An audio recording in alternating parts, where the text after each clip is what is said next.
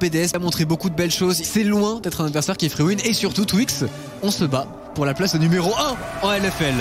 Oh, t'as demandé pas fait le combo prometteur de la Carmine. On a beaucoup appris de nos défaites, on a beaucoup appris de nos games. On est capable de gagner contre tout le monde. Ils ont flash hit pour les deux joueurs de la Carmine Corp. Est-ce qu'on peut vraiment aller le chercher? On force la vache sur sortie. Le spell de Sticroff pour le first blood pour la Carmine. 3 games on the final. That's what we aim for. Oh, c'est compliqué, il faut pas qu'il tombe pas, qu'il faut qu'il reste vivant. Il est en vie finalement. Oh, Kiko, une partition impériale absolument colossale. Et derrière on peut enchaîner peut-être pour les BDS. Il est envoyé à l'assaut, la shockwave, on veut prendre tous les barons d'achat pour les missiles premières, mais on risque tout simplement de s'empaler. Bloorzor qui met des dégâts monstrueux, le triple kill et le carnage des BDS. Première place, une de ces deux équipes sortira en tête. Il n'a peur de rien. Et les missiles premières se forment. Un véritable guerrier avec Taken et son Rise et un premier kill. Ça y est, la Gatling Astor s'enclenche. C'est du 1 pour 1. On va essayer de engage. On continue à sustain et le doublé.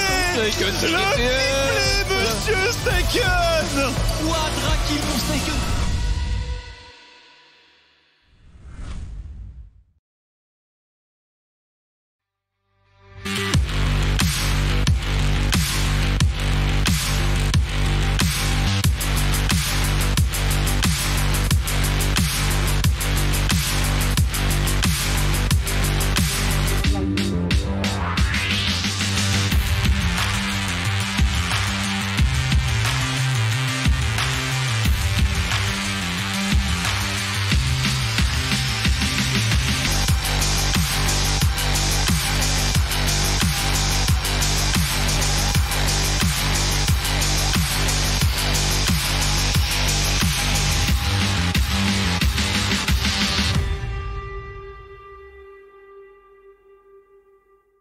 On y est, mesdames et messieurs, le match de la semaine dans cette Super Week, dernière semaine de saison régulière en LFL. Carmine Corp contre BDS. C'est qui ne sera pas le cas. BDS premier, Carmine deuxième, ex-aequo avec Misfits première. Mais les Misfits, on les met de côté pour l'instant et on regarde cette bagarre qui nous a été promis finalement. Et qui normalement devrait être incroyable. En tout cas, c'est ce que l'on espère. On a vu la Carmine qui a trébuché hier, qui s'est fait comeback par les Easy Dream. Là, au BDS, est resté solide. Ils ont fait une bonne partie de leur côté. Je suis très curieux de voir la draft. Je pense que la Carmine a des surprises à nous réserver. Absolument. Et on sait pertinemment que ces deux équipes ont donné un accent particulier à cette rencontre, à ce match, à cette préparation. Oui.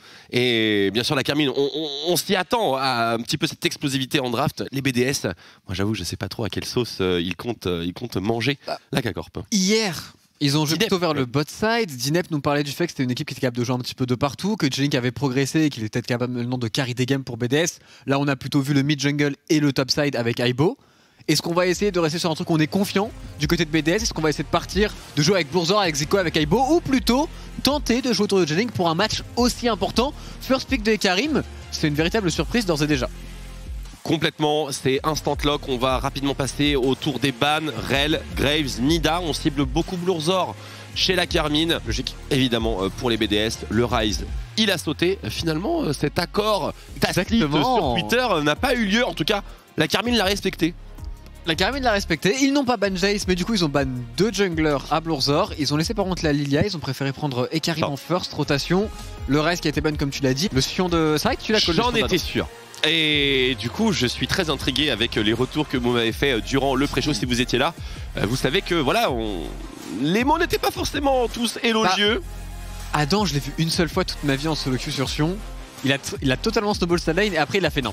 Mais il testait ses limites comme avec tous ses champions. C'est le match-up que j'avais pré-shot, je suis vraiment le boss. Et du coup, ne pas avoir ban le Gnar de Aibo, ça pourrait coûter quand même très très cher. Parce qu'en l'occurrence, ce pick Gnar pourrait poser énormément de problèmes à un Sion si jamais il n'est pas vraiment bien joué du côté de Adam. Je dois avouer bien sûr que voilà, le match-up n'est pas à l'avantage de Sion, mais quand même de ce qu'on voit dans toutes les régions, Corée, Europe, ça se passe tranquille. On va voir bien sûr ce que ça donnera dans ce match. Seiken qui sera sur Victor, Bloorzor, Chico qui sera sur Azir. C'est le match-up qu'on attendait aussi, mais dans le sens inverse. Mais bon, on sait que Zico il doit être aussi très très bon sur Azir. On l'a moins vu cette saison. Seiken il était déjà connu avant pour son Victor, donc c'est un champion. Globalement, c'est un peu de sa carrière. Il se met vraiment pas mal. Galio qui sera retiré pour les BDS. On va attaquer la jungle encore une fois à côté Carmine. On va retirer la taxe QSS. Et tandis qu'on sécurise les derniers bans, j'en profite pour faire un énorme big up à l'équipe de production parce que les trailers sont d'une lourdeur colossale. Et ça, bien sûr, ça nous met extrêmement bien. Donc, bisous aux concernés, bisous à Jundis, tout particulièrement. Senna est retiré. Senna est retiré. Et c'est J-Link qui la retire, ce qui peut être quelque chose d'assez surprenant, mais bon. J'aurais plutôt vu un ban de H en l'occurrence. Il a Kai'Sa. Sur Mati, il a Kai'Sa évidemment, mais le ban Senna quand tu joues Kai'Sa, je pense pas que ce soit forcément nécessaire, à voir ce que l'on va vouloir pick aussi du côté de Erdot. Par contre, le ban Galio, il est très logique, Targamas l'a beaucoup joué et on ne peut pas voir ce champion sur ce joueur. Surtout avec Ekarim, ce qui peut poser bien sûr beaucoup de problèmes. Même pourquoi pas avec Sion. Il faut maintenant sécuriser la jungle, ou peut-être... Non, la jungle en counter pick, ça sert... Enfin, c'est loin quand même. Enfin, en last pick plutôt. Pardon, pas counter. C'est loin en effet. Je pense que tu veux counter pick le support quand tu es BDS, quand tu es Erdot. Mais en l'occurrence, on va pick un Alistar assez tôt, peut-être même trop tôt ici. Parce que du coup, on donne une réponse assez gratuite à Targamas. Ça se passe comment Alistar contre eux? C'est pas particulièrement une galère, je pense, pour un Ekarim. Je pense qu'il y a des champions qui sont encore plus embêtants quand on joue support. Il y a un Thresh par exemple qui est open du côté de Targamas. Où on pourrait vouloir se diriger sur ce genre de champion. Le Ezreal par contre, c'est pas du tout du Thresh du coup pour le support. Si on lock ce champion. Et il est complètement lock. On a l'avantage de la portée, bien entendu, du côté de la Carmine avec Ezreal, Victor et Rakan qui fait son apparition entre les mains de Targamas. Dans ce contexte, dans cette game, toi l'expert des supports, que visualises-tu? Targamas qui veut jouer très agressif sur la phase de lane, qui veut jouer très agressif le niveau 1. Maintenant au niveau 3, le burst de BDS est quand même beaucoup plus strong. Il va falloir outplay. Il veut pas jouer la lane, non? Bah, techniquement il va devoir outplay s'il veut jouer la lane, ce qui est du coup très difficile, mais ce qui est possible parce que tu as beaucoup de mobilité avec les deux champions, mais surtout il va vouloir jouer le roaming et il va vouloir jouer le follow-up de Sion et de Ekarim. La Moon, Dr Mundo sur Blurzor en plus, qui est validé sur Blurzor complètement face à Ekarim. C'est évidemment pas le genre de champion sur lequel on l'attendait. Il faut dire que Chopenpool a été pas mal atteinte, mais il restait par exemple des Lilia, des choses comme ça. Contre Ekarim, on sait que c'est pas forcément ultra recommandé. Pas recommandé en effet. On n'aime pas beaucoup. Mais Mundo, en l'occurrence, contre Victor Ezreal, il peut aussi passer un sale quart d'heure. C'est quand même deux champions qui ont un bon DPS. À voir s'il est devant dans sa partie, s'il arrive à bien tanker. Par contre, du côté de BDS, on fait confiance à Xico, à J-Link, pourquoi pas à Aibo s'il est bien dans sa partie pour carrer les teamfights. Du côté de la KC, on va jouer beaucoup autour du Victor, on va jouer beaucoup autour de la mid lane. Maintenant, le mid jungle des deux côtés. Et pour une fois assez faible en termes de pick. Et complètement, et peut-être... Ah, je sais pas c'est très dur. À qui il profite.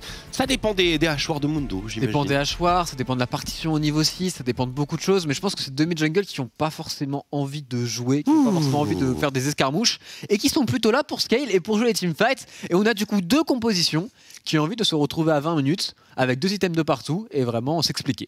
On va se mettre très très bien dans ce match, Tréton, je suis ravi parce que vous l'avez vu durant la vidéo hype, on a commenté le match aller et le match retour, donc on a bien arnaqué nos amis co-casters. J'ai mis une petite douille par rapport au cast d'aujourd'hui, mais demain s'il y a des tie-breaks, ça se passera bien. Avec les tie-breaks et tout, on se remettra. Tu me fais peur, je dois cast, on doit être sérieux. Belle arnaque. En vrai, l'arnaque était vraiment pas mal. Après, il l'a tenté aussi, mais bref. Oui, bien sûr, il l'a tenté, mais malheureusement, il n'a pas le niveau adéquat. Mon cher Tréton, avant qu'on rentre dans le match, es-tu plus inspiré par une draft ou par l'autre? Je suis juste très curieux, surtout du pick Rakan et du pick de Mundo, à voir entre ces deux joueurs comment ça va se passer. Mais le pick Rakan tout particulièrement, avec un Ekarim, avec un Sion, en termes de relais, on a des choses et il va falloir aller chercher Xico. Mais Xico, il y a une partition impériale, c'est pas facile du tout à jouer pour Targamas. On est bien d'accord, on est parti pour le match de la semaine, mesdames et messieurs. On vous rappelle, dernière semaine de saison régulière ici en LFL. Il n'y restera plus que demain et nous aurons l'intégralité, bien sûr, de nos membres des playoffs. Et d'ailleurs, la plupart des scénarios pourront se résoudre sur le match suivant entre Gamers Origin et Vitality. Mais ça, on vous garde ça pour après. On regarde les runes rapidement. Je trouve que c'est peut-être un peu délicat à stacker, mais on lui fait pleine confiance, bien entendu. Blurzor, ça ne choque personne qu'il soit en jeu de jambes, c'est comme ça que ça se joue. Je suis vraiment curieux de voir comment il va jouer Adam, puisqu'on sait que sur tous ces match-ups, il joue très agressif. C'est la première fois en LFL qu'on le voit sur un pur et simple tank. Après, tu peux pas jouer aggro en tant que Sion en laning phase contre un Gnar, parce qu'au niveau 6, c'est autre chose par contre. Ouh, le spell d'ailleurs qui est manqué du côté de Adam pour pull le blue buff de son formation pour Blurzor. On sait maintenant au Syncroft à start. Complètement, il va start en doublette bien sûr entre le blue et le gromp. On est à peu près sur la même cadence au niveau de Blurzor. Il va même plus vite. il va même beaucoup plus... La vache! Ah, il s'est bien fait pull aussi par sa duo lane qui a fait le d'accord. travail ici. Et on est du côté d'un Alistar, donc forcément on va pull. De toute façon on n'aura pas le push sur le premier niveau. C'est certain. C'est au niveau 3 qu'il faudra jouer bien évidemment. On commence à connaître maintenant. C'est certain, j'avoue que j'étais très étonné, mais après les dégâts de Mundo sont toujours extrêmement inattendus en ce qui me concerne. Niveau 2, est-ce qu'il peut se passer quelque chose ici pour Targamas? Tout à fait. Normalement il doit pouvoir prendre son E et son Z, essayer de jumper. Dans autres attaques il a plutôt acheté item support, on va juste aller prendre des creeps pour Mati. Le Targon tout simplement. Gérer le push, hein, bien sûr. Gérer le push. Et on peut le jouer très agressif, ce Rakan on peut le jouer AP, ce ne sera pas le cas ici. On a une très bonne ward placée sur les Corbins là où Syncroft est en train de clear.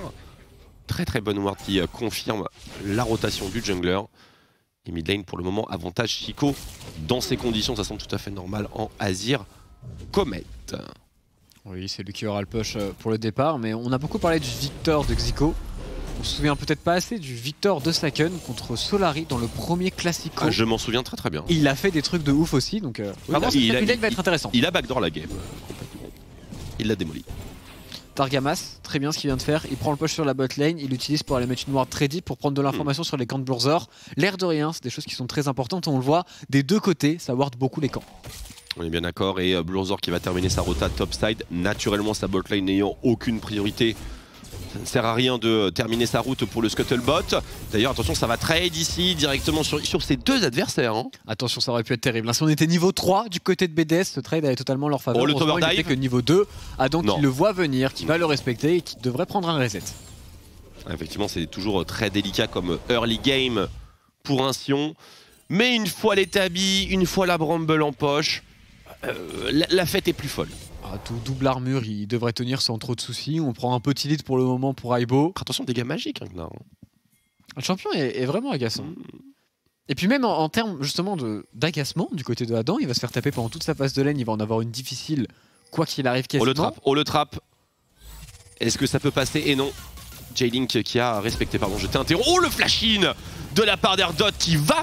Très bon réflexe de Matic qui serait condamné ici si le combo était passé.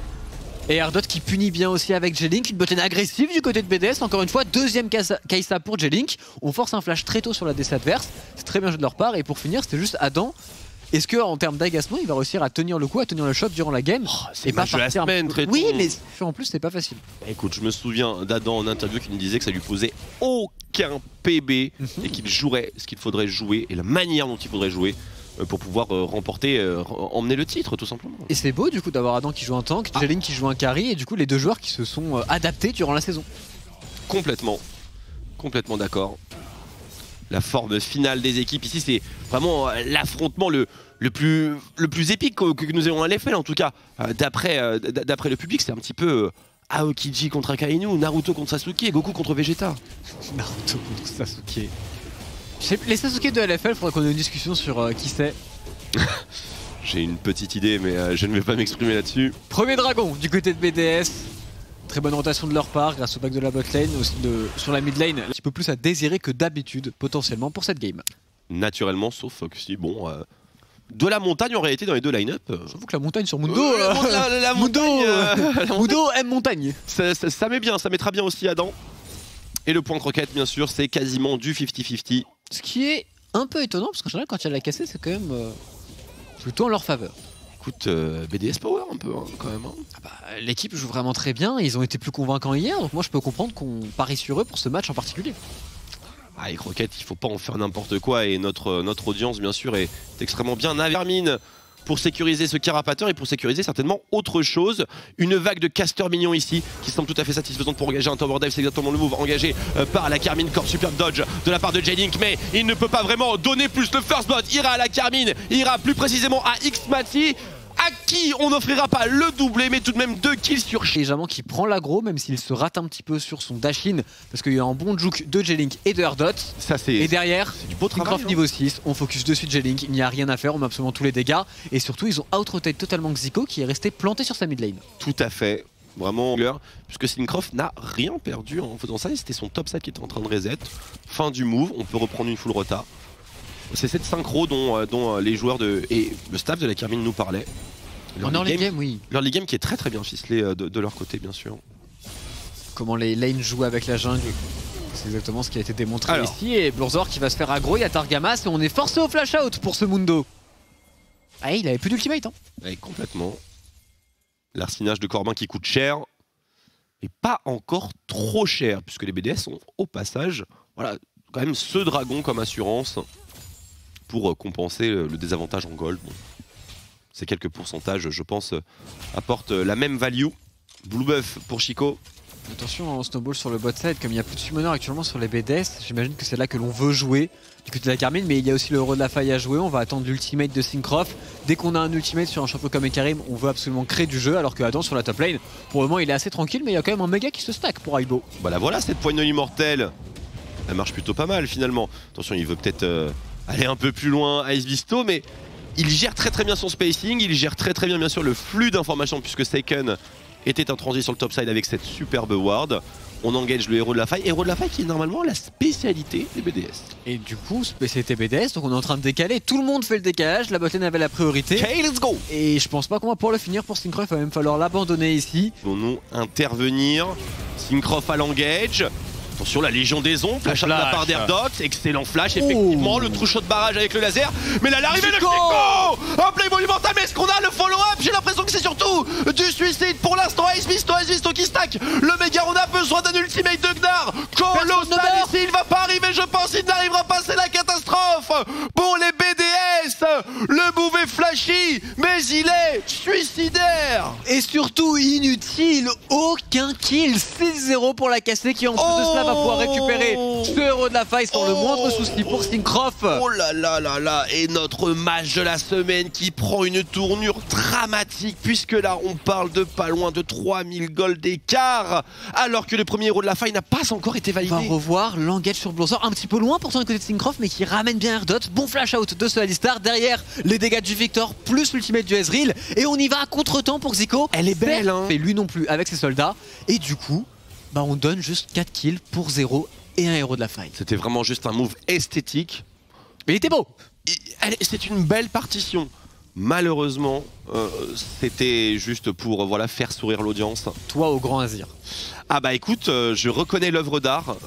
Ça sert à rien sauf si c'est un kill gratos. Et là, il n'y avait pas de garantie. Avec Ice Visto stacké par contre. C'est incroyable. C'était le move de la saison. Mais Ice Visto, on le rappelle, il avait ultimate top juste avant. Bah même avec un méga, je pense pas qu'il avait le CD encore. Absolument, et là, pour remonter ce désavantage, à 10 minutes de jeu tout de même, regardez l'écart, je veux dire, pas loin de 3K, il n'y a même pas encore le héros de la faille qui a été joué, on va récupérer un Drake par-dessus, enfin... Ils sont trop bien là. Dans un tel affrontement, on voit mal comment il y a un comeback, puisque la Carmine, tout comme les BDS, savent comment assurer leur snowball. T'es sûr de toi là? Ils savent comment assurer leur snowball. Tu te rappelles d'hier? Je me rappelle d'hier, mais c'était une game champagne, ça va. Ok, on va voir. Si tu les as jinx, c'est ta faute, c'est pas ma faute. Alors, c'est plutôt toi qui les aurais jinx. Bah, non, c'est toi qui vas me dire que c'est avec ça. C'est toi qui as arrêté le commentary là-dessus. On verra bien. Mais 3-0-3 pour Mati qui a déjà son premier item qui est très bien dans sa partie. On l'a peut-être un petit peu oublié, mais maintenant quand un Ezreal est devant, c'est extrêmement fort, censé prendre la partie à bras le corps. Ouais. Il est vraiment censé aller snowball, pourquoi pas jouer en 1-3-1. Le petit souci d'ailleurs de la Carmine, c'est qu'il n'y a personne de toute la game pour jouer les sides. Là où pour BDS, on a un Gnar, on a une Kai'Sa qui peut follow up. C'est peut-être là-dessus qu'on pourrait essayer de trouver un angle de comeback pour le mid-game. C'est certain, faire d'Ice Visto le roi de la faille de l'invocateur. Pour l'instant, ce qu'on entend surtout, c'est ce play Herald. Herald qui est invoqué sur cette bot lane avec un setup de dive ici. Bien sûr, on a un sentiment de déjà vu. Syncroft qui cherche l'engage, petit coup de tête. Mais ça ne va certainement pas l'arrêter. Airdot qui semble condamné. Est-ce que la montagne de fer lui permettra de temporiser suffisamment longtemps l'arrivée de Chico? Salvatrice, mais la tourelle qui est sur le point de tomber. On la stoppera net. Cette destruction de structure, la première tourelle du match est toujours en jeu. Toujours en jeu en effet, sur la top lane par contre Aibo il fait son petit chemin ici, il le mélo Adam, mais Adam il est très content parce qu'il a déjà un océan et l'air de rien ça va compter sur son 1-20 sur la top lane et on le voit en termes de dépush, Sion c'est pas mal du tout. Et extrêmement costaud, le top laner weak side par excellence. Heureusement que BDS a tenu sur la bot lane, s'il y avait eu un kill ou deux qui étaient partis pour la K-Corp c'était quasiment game over. Devant c'est compliqué, Ice Visto, est-ce qu'il est vraiment en danger ici avec une telle barre de méga? Je pense qu'il va vouloir discuter, il a du backup derrière. On hésite, on n'a pas toutes les informations, on a vu Targamas, donc on se pose des questions sur ce qui se passe, mais là ça va partir. Ça va partir. Il va peut-être par contre un petit peu loin ici.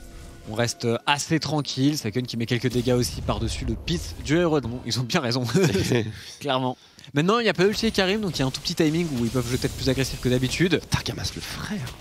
Et on voit l'HM tank du côté du EK encore une fois, donc un build un peu plus tanky que d'habitude. Bon, la première tourelle n'est plus en jeu. Et elle est pour Mati. Et là, Mati en termes de gold, En solo. il doit être tellement bien avec son Ezreal, il est tellement devant et pour Jelling ça va être très difficile de revenir. La bonne nouvelle pour eux c'est qu'en termes de farming ils tiennent tout de même bien sur les lanes. Ils sont pas tant distancés mais quand même à 14 minutes, plus de 4k gold d'écart. Adam qui va en plus récupérer une plate. C'est énorme, hein. C'est véritablement énorme. Quand on a Regardez. décelé 2k gold d'avance. Ouais, ce Ezreal quand il va atteindre son spike 2 items, ça va envoyer de véritables météorites.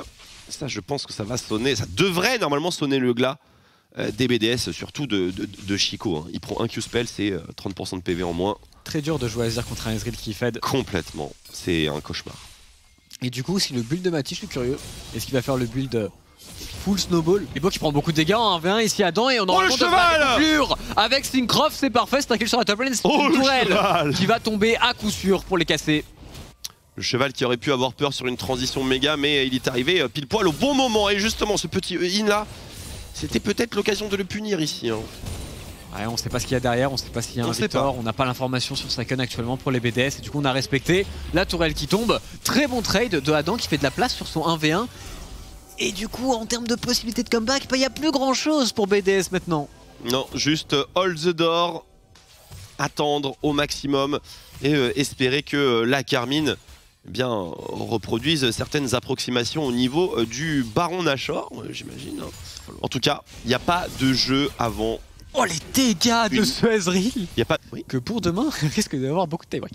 Si Oui. Cassé venait à l'emporter. On peut aller jusqu'à 5, mesdames et messieurs, pour l'instant, bien sûr. On est sur le pont au niveau de tous ces scénarios. On remercie d'ailleurs Jacques qui nous aide énormément avec ses divers algos de sorciers. Respect Jacques. Et aussi, on vous rappelle que ça commencera à Fin de match sur le desk.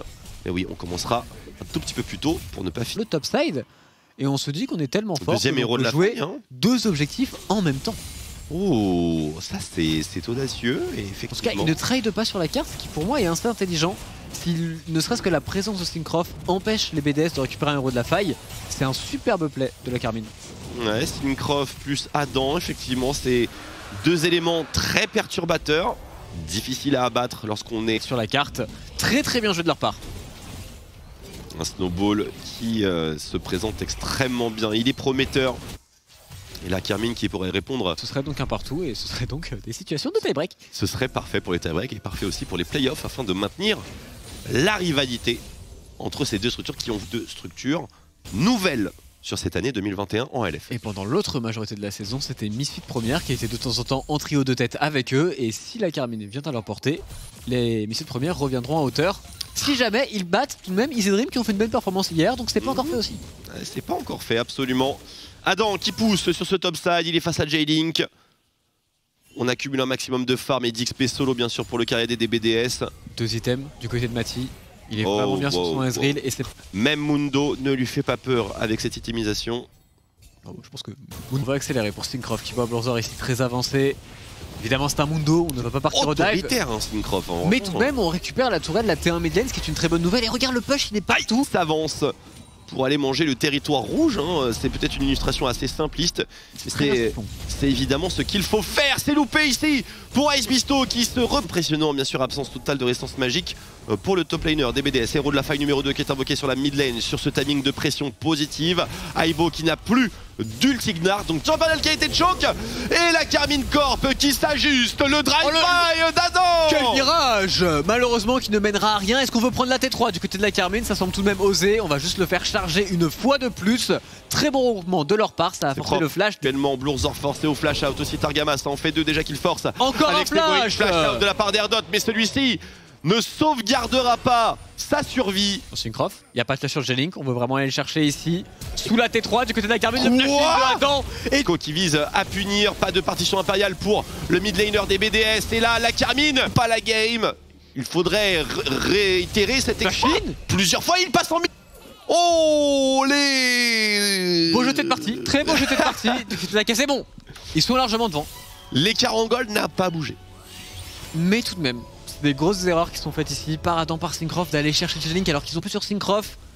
Donc là c'est très bien, c'est parfait. Tout le monde sur ce timing là, du côté de la Carmine est censé reset. Pareil pour Sakon en botlane qui ne devrait pas lui aussi rester. Ils sont devenus fous. Et là ils sont devenus fous. Et le fait que ces deux joueurs là meurent pour la casser, c'est vraiment une très mauvaise nouvelle.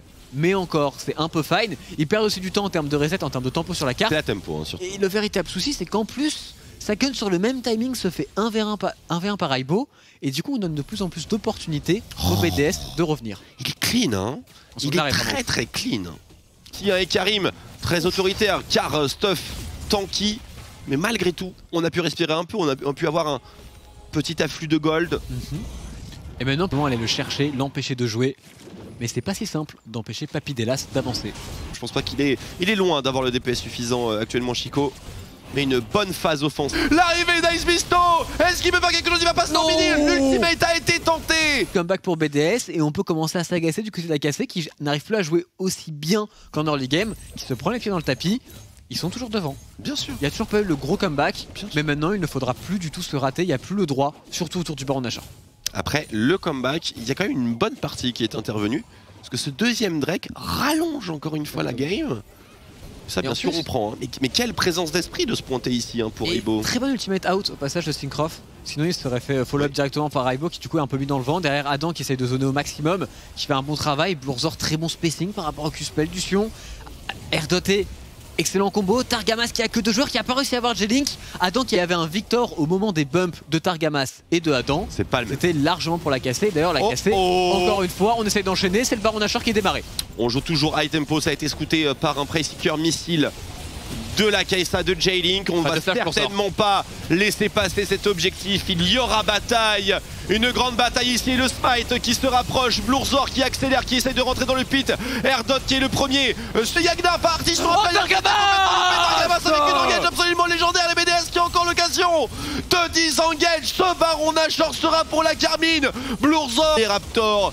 Et la Carmine qui reprend enfin le contrôle. Et est-ce qu'on peut finir 30 secondes sur Xico, 25 secondes sur Blurzor et il y a une wave. Je pense qu'on va juste prendre inhibiteur mid lane, T2 top lane, pourquoi pas T3 aussi après sur la top lane. On va pas tenter la fin, mais on va prendre beaucoup, on va casser la base, on va enfin l'ouvrir du côté de la cassée qui a fait un superbe call Nashor. Et il faut se calmer ici, hein. Leur excès d'orgueil leur a coûté relativement cher. Ils se sont ressaisis, notamment sur un excellent fight au Baron Nashor ici. Targamas c'est un énorme clutcher. Non mais il a fait un truc, on le reverra. Et la Carmine Corp qui a très bien joué. Du coup on va revoir déjà Adam sur l'engage qui calme le Gnar qui allait pour chop Aibo avant qu'il se transforme, ce qui est parfait. Et après dans le second temps, regarde Targamas, il s'avance, il bait du coup la partition impériale de Azir qui pense qu'il va go in, il la temporise puis flash. Son ultimate il était là, je vais y aller, je vais y aller. Et ce petit mouvement a l'air tout bête, mais il est tellement important puisque une partition impériale qui part dans le vent, sachant que c'est le Azir qui est fait sur ce timing pour BDS. C'est une extrait sans dommages collatéraux. Bonne nouvelle pour les BDS, mais il y a tout de même un Baron powerplay à subir pendant encore 1 minute et 20 secondes. Là, ils sont bien la cassée, ils ont quasiment 10 gold d'avance. Ah, c'est 3 items, Mati, 3 items. C'est 2-3 waves à tanker là. 2-3 waves à tanker, dont la première bien sûr qui va être colossale. Je pense que c'est quasiment intankable. Hein. On a tout de même Targamas qui reste sur la mid lane et qui va à lui tout seul juste mettre le buff du Baron Nashor. Tu sens que c'est un joueur de Pyke. On est d'accord. Et puis sur Z, et il est là bot lane en 2 frames. C'est Syncroft maintenant qui s'y attelle, il va falloir gérer les 2 fronts. Bien sûr les tourelles de Nexus sont à protéger, on peut pas être partout côté BDS mais on veut vraiment protéger cet inhibiteur, c'est celui qui est cross-map par rapport au Baron Nashor, donc s'il y a un futur dans cette game, attention, le teamfight qui s'engage, qui enchaîne les éliminations au profit de Xpati. L'inhibiteur botside va maintenant tomber, on a les yeux exceptionnels, et je pense qu'on le faire, il est interrompu mid-air. C'est absolument merveilleux, et la Carmine Corp qui va conclure le match en 26 minutes de JT à la première place avec les BDS, nous avons 2 premiers encore une fois en LFL. À voir si Misfit va suivre dans 2 matchs. Ils joueront le dernier match de la soirée, mais vraiment très belle. On a eu peur, on s'est rappelé de la journée d'hier. Et bien entendu, les fans de la Carmine ont peut-être eu 2-3 gouttes de sueur. Peut-être que le BPM de est extrêmement solide du côté de la Carmine Corp. Les BDS bien sûr, qui ont tenté de survivre dans ce match. Mais très peu d'options étaient encore disponibles de leur côté. À ce qui est tie-break, ça aurait été une véritable galère. Parce que là, on va se retrouver avec beaucoup d'égalité. On va se retrouver avec un K-Corp Gameward super important demain. Parce que si Gameward l'emporte, Ils sont à égalité aussi avec la K-Corp. Enfin bref. Et avoir l'interview bien sûr de la Carmine. Je renvoie directement au desk, à ce fameux analyse desk piloté exceptionnellement par Noah.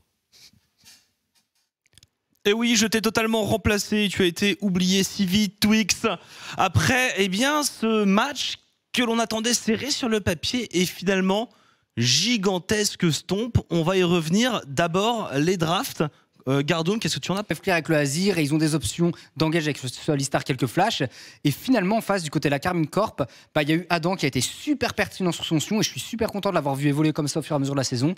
Targamas, c'est incroyable. Puis, toute l'équipe vraiment a trop bien joué et ce snowball de Mathieu. Sur un sion, est-ce que ça fait le taf? Ben, pour être à la première place, il nous a fait une bonne game de sion, que ce soit sur ce teamfight là où il va toucher J-Link, il va toucher le Mundo, et même on l'a vu, on le verra un peu plus tard dans les replays, le cancel sur le Gnar. Enfin, ça a été une prestation assez pertinente. Je trouve que c'est un bon travail d'équipe globalement. Ça part, on le voit pas, on va pas le voir sur l'équipe. C'était avant le dive bot aussi qui est bien organisé. On fait une bonne revanche par rapport à... Effectivement, tu l'as dit, hein, notamment sur ce fameux but de fin de partie entre deux équipes de ce niveau.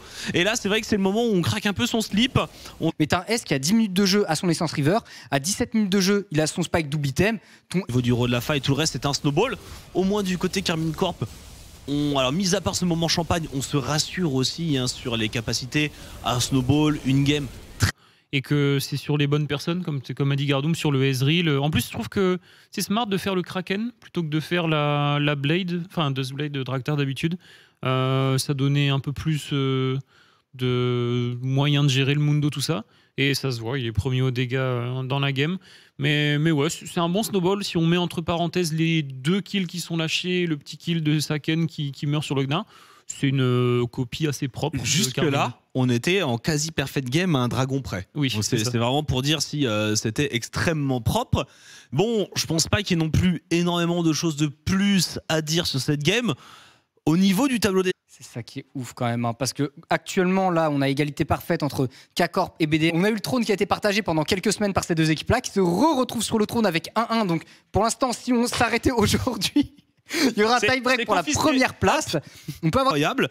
Messieurs, le MVP, combat des coups. Moi, c'est pareil, j'aurais Xmatic, on laisse souvent un petit peu sur le côté, Wixside, tout ça. Il fait avec une victoire de team, tout le monde a tellement bien participé. Allez, par élimination, on va retirer. Il y a Saken qui est mort sur le Gnar, voilà. Voilà, allez, comme ça, du coup, eh bien, ce sera pour la botlane et ce sera pour Xmati qui récupère.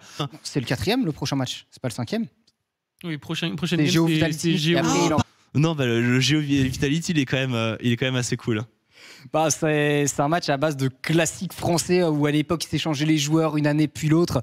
Donc ça va être vachement cool. Et moi sur cette game, j'ai hâte de voir qui on va avoir en interview et comment ils ont convaincu Adam. Et on a Striker justement, Gardoum, puisque tu en parles, qu'on va pouvoir recevoir sur ce plateau. Bonjour Striker, comment ça va après cette remontée à la première place? Salut tout le monde, ça va quand même mieux qu'hier. On va pas se cacher que hier c'était compliqué. Donc on est content d'être de retour avec le K-Corp qu'on a pu montrer sur les semaines précédentes. Alors justement, on va pouvoir parler. Alors est-ce que c'est entièrement le K-Corp qu'on a connu, parce que tout de même du côté c'était Adam, ça s'est décidé, il nous avait déjà dit en interview qu'il était prêt à jouer n'importe quoi pour l'équipe. Au minimum la lecture que les autres équipes peuvent avoir de nous, donc pas sortir ses pics. Cette semaine, au vu de BDS, leur façon de jouer et des infos qu'on avait recueillies, on pensait que jouer avec une front lane épaisse était intéressant, donc on a practice Sion particulièrement, pour cet aspect-là, et 2 parce que le pic est très fort, je pense, dans la méta actuellement, quoi. Ça a très très bien marché parce que c'était quasiment côté du top jungle sous cette T3. Je sais pas si tu avais les coms un peu sous la main. Il s'est passé quoi à ce moment-là au niveau des joueurs? On était full champagne ou alors sur leur lit. Puis après, je commence à les connaître. On peut pas non plus trop l'en rendre. Extrêmement dominé. Et d'ailleurs, ça vous amène sur a priori un très bon état de forme. Vous faites une game qui est, je pense, très bonne. Si on retire ce truc qu'on met entre parenthèses et qu'on oublie très volontiers. Ce qui veut dire que pour demain, notamment, est-ce que vous arrivez confiant parce que... Sur Gameward, je pense que l'équipe est pas mauvaise du tout à TM. Et ensuite, en tie-break, on verra ce qui se passe et on se préparera au mieux. Regarde, je sais pas, avec une question. Ouais, moi, tous très forts vraiment mécaniquement de façon indépendante et on a vu chaque joueur quasiment carry faire des plays monstrueux. Et petit à petit, de 5 grosses individualités, on est arrivé à une grosse équipe où tout le monde s'entend bien et qui marche en osmose. Comment toi, en tant que coach, tu as réussi à les faire évoluer à ce point-là? Parce que je pense que tous les joueurs déjà ont un aspect très, comment dire, gros, l'information que partagent ces 5 très bons joueurs soit disponible à tout moment pour tout le monde. C'est un peu ce qui nous a manqué hier par ailleurs. Mais lorsqu'on a ces 5 des meilleures individualités, ou en tout cas à chaque fois top 2 sur la ligue, donc ça peut que marcher, quoi.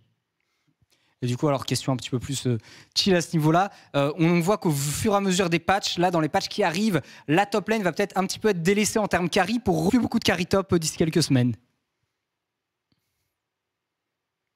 Je crois que l'interview qu'on a perdu Striker. Question trop compliquée. Eh bien, on remercie Striker. On l'embrasse très fort. Voilà, on lui fait beaucoup de bisous. Tableau, un match entre 2 adversaires directs. Ce sera Gamers Origin qui affrontera Vitality B. À une époque, on aurait dit c'est un classico, mais peut-être plus maintenant. On va faire une petite pause et on se retrouve juste après sur OTP. À tout de suite.